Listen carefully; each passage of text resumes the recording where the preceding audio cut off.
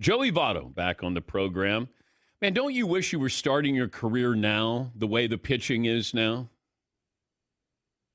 Why do you say that? I don't know. That's interesting. Why? It just feels like fastballs. And you might have been a different hitter. You might have been more of a power hitter, I guess, because it feels like everybody. Well, would you have benefited in today's baseball as opposed to, 10, 15 years ago? Well, the back third of my career, I think I noticed a difference in the baseball. I think I noticed that the ball was traveling a slightly farther than I was used to. Now, I could be wrong, and this could be some sort of mismemory, but I really think that could be a factor. And there's been several players and several studies that have pointed that out. Now, I don't want to get in trouble from Manfred and the group. You can't get in trouble now. You don't play anymore. I can't get in trouble anymore. So I think that's probably the biggest factor. The pitching is what it is. I actually think there's less fastballs now. And as I played and aged and experienced the batter pitcher matchup, I thought they were throwing much less fastballs. Now? Yeah, I think they're throwing I think they're throwing maybe 5-ish% less fastballs than maybe in my prime. Give us the difference between 102 miles an hour and 96, aside from the math here. Okay. So there's something about the way the ball comes out of a pitcher's hand that matters far more than the velocity. So if you look up at the gun and you see 102, that's only as descriptive as the batter tells you, meaning there could be deception in terms of how he delivers the ball, the arm angle, the spin rate, and I'm sure I'm missing reasons why a ball can be deceptive. Let the batter tell you how hard a pitcher is throwing. Ignore the radar gun. If you're a big fan of the sport, especially hitting, the hitter will always tell you how deceptive that fastball is. Who had the most deceptive fastball? There was a few. The most deceptive fastball that wasn't a fastball in my experience was Mariano Rivera. I had one at bat against him, and this was at Yankee Stadium, and it was memorable for me because my late father was there, and this is not long before he passed away. But I remember facing him in the 8th or 9th inning, and it was not an entirely meaningful at bat, as if it was like 2-1 or 3-2 in the 9th inning. And I remember saying to myself, his ball's going to cut. I've watched it on TV for years. I'm going to swing over here. It's going to start on the outside part of the plate, and I'm going to swing like it's going to hit me. And as the ball was approaching, it was as if it was like a frisbee or a boomerang or some sort of UFO that as the ball was approaching the plate, it looked like it was going to, and it just teleported to the other part of the plate. And so for me, that I think of as a fastball. I understand it was a cutter, but when it has fastball velocity, it's the definition of a fastball with the maximum deception. What'd you do with the pitch? I check swung, and it lightly rolled to Alex Rodriguez at third base, and I happened to beat it out because I was in my athletic prime. Help us understand the launch angle with Shohei Ohtani. How much different is it than most power hitters? So I think of Shohei Ohtani as different. First of all, we're both left-handed hitters.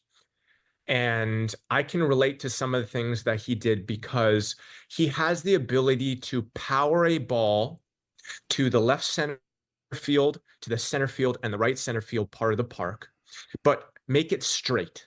He can make the ball go straight. Oftentimes, when you hit a ball to left center field, there's going to be a curl to it. And he kills this curl because he's able to get the bat into a position that allows for it to just go straight towards left center field. And when you get that kind of straight trajectory, you get the maximum distance. It just so happens he hits the ball about as hard as everybody in the game. He has the ability to hit the ball, as I mentioned before, to the left center field part of the park. So for me, when you're you're a batter that knows that at any given point in time, there is a tough pitcher or a left-handed pitcher, and you need a little bit extra space as the ball is approaching, you can just aim to left center field. But if you have that power button, you have that boost that instead of a fly ball off the wall or caught in left center field, it goes out. You have your confidence skyrockets. That was the biggest difference deep into my career. When I lost the ability to power the ball to left field, my confidence went down at all times because I didn't feel like no matter what pitch, I could track the ball deep into my swing and hit it out to left center field. Once it was caught at the track or caught in the outfield, I thought to myself, okay, now to get power, I have to pull the ball, and that's a very vulnerable place. It's like a boxer reaching when instead of staying in the pocket. I'm clearly a boxing expert. Obviously. You didn't get hit very often, though. Look at that face. Thank you. Yeah. Better hitting ballpark, Yankee Stadium or Dodger Stadium? Depends. For guys like Aaron Judge, Juan Soto, who have specific styles, Anthony Rizzo, Giancarlo can use it. It matters that the right field is a little bit shorter. Dodger Stadium is the perfect park in baseball to hit in for several reasons. First of all, the weather's so predictable. The lighting, the sunlight, the shadows, the background, predictable. Every hitter just wants predictability. The outfield is gaps are the same 30-75-ish. Corners are the same. Center field is predictable. If you hit a ball in the gap, it's going to scoot through for a double or a triple. These are really important characteristics for a hitter to be able to set his targets and to be able to try to execute. Now, for example, you're playing in San Francisco or Pittsburgh, and all of a sudden there's wind blowing in, or you really power a ball to a part of the park that's big, and that's your strength. It's all of a sudden an out. LA, you don't have that issue. Yankee Stadium, you have that issue.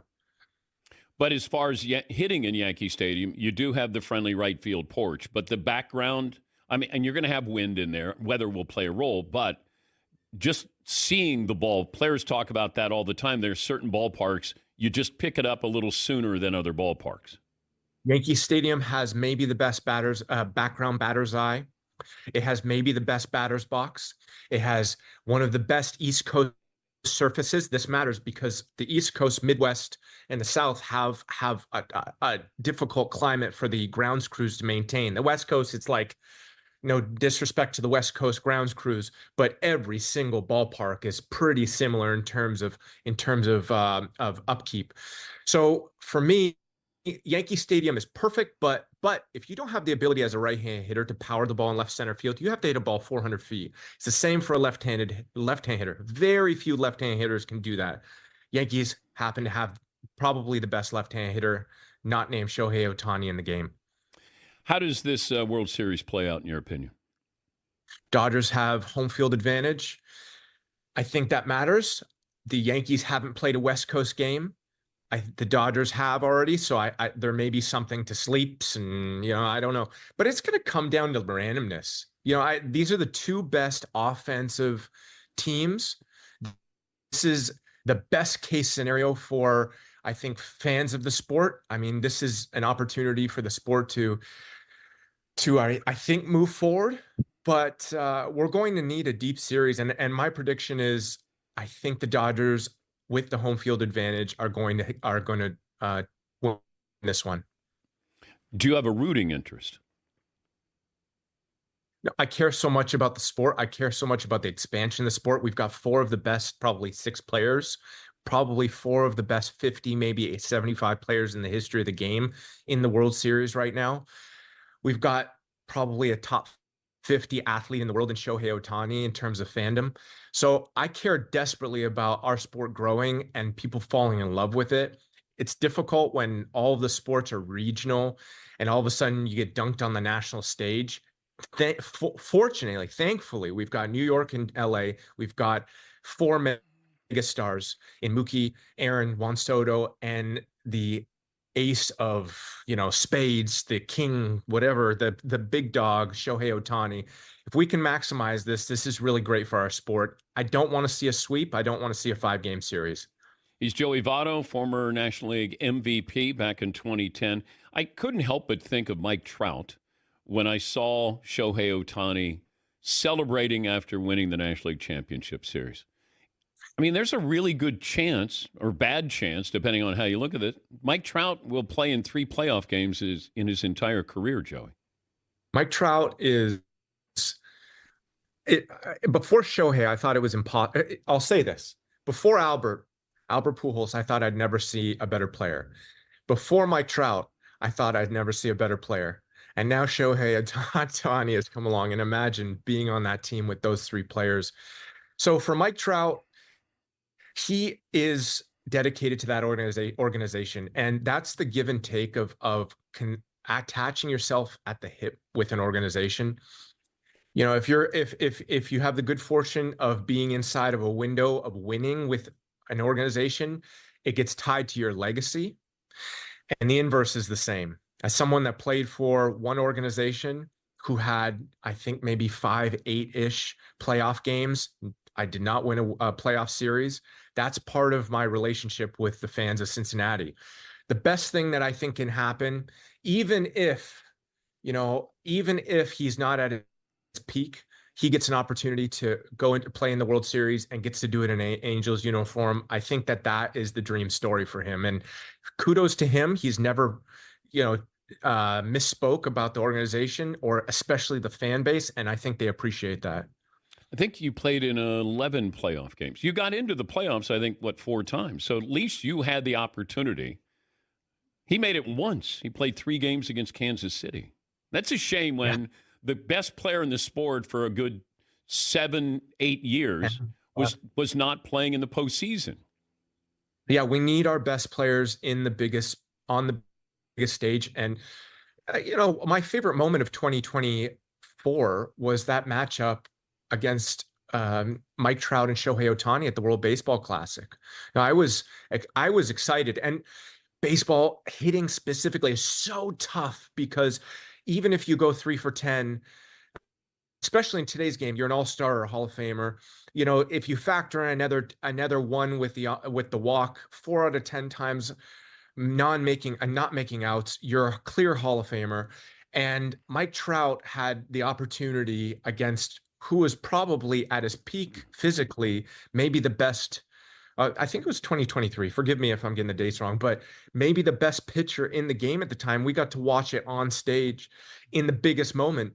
We need those for our best players. And back to the World Series, we are going to have those. The 2 best offensive teams with 4 of the best, probably 6 players in the sport. What a gift.